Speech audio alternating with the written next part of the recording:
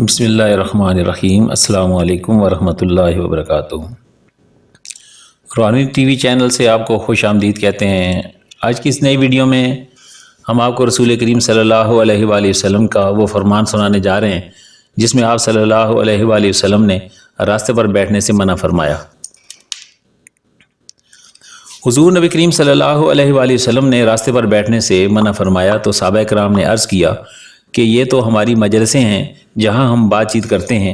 आप सल्लल्लाहु अलैहि वसल्लम ने फरमाया, अगर बैठना ही है तो रास्ते का हक अदा करो। सहाबा कराम ने दरियाफ़्त किया कि या रसूलल्लाह सल्लल्लाहु अलैहि वसल्लम, रास्ते का क्या हक है?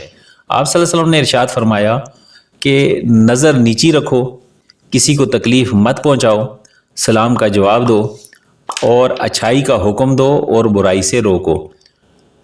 इस हदीस मुबारक को बुखारी ने रवायत किया है। उम्मीद है कि आपको और हमें इन बातों पे अमल करने की तौफीक नसीब होगी। अस्सलामु अलैकुम वरहमतुल्लाहि वबरकातुहू।